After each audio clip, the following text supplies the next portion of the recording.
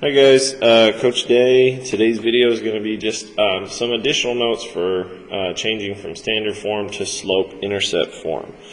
So we're going to change from standard form, which is ax plus by equals c, to slope intercept, which is your y equals mx plus b form.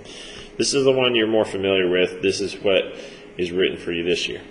Now, there's two steps. You'll move x to the right, and that's only if it's needed, and we'll talk about that in our problems today when it's not needed, by using the opposite or inverse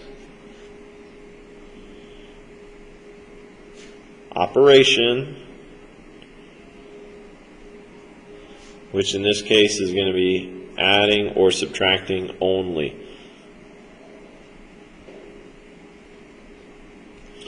So we're only going to add or subtract to move our x from one side to the other. The second step, you're going to divide by the coefficient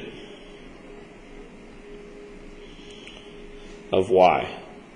So remember, coefficient is the number in front of the y. Don't actually write y when you divide. So what I mean by that, when you get to the divide step, let's say you had 3y, you're just going to divide by the 3. You're not going to divide by the y, because that'll get it to cancel out completely. So don't do that, just do this, okay? Alright, let's work a couple examples. So the first one, when I move my x, this is a 1x, and it's positive, so we're going to have to subtract 1x. Now they're going to cancel here, bring this down, and remember, this is a regular number, this is a variable. You cannot combine those. So it's just going to be negative 1x plus 6. You're just going to write it sideways. The next step, divide by your coefficient. Our coefficient of y is going to be that 2. So we're going to divide by 2. Make sure you divide everything, so I'm going to put that in my notes right here, everything by that coefficient. So we got to divide both of those numbers by 2, which is going to be y equals negative 1 divided by 2, so leave it as a fraction because it does not simplify, and then 6 divided by 2, which is 3. And that's it. So move your x, divide by y. Let's look at the second one. Move your x,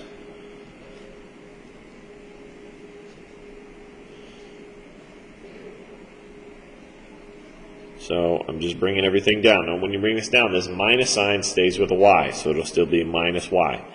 When they're touching, we can treat it like it's negative.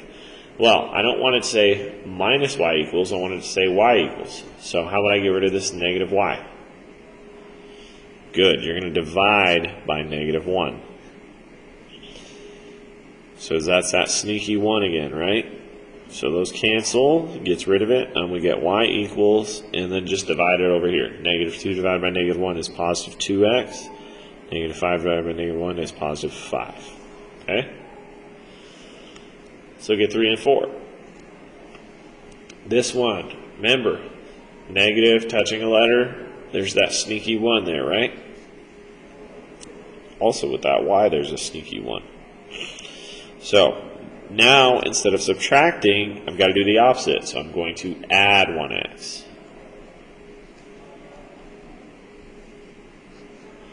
So negative 1y equals 1x plus 5.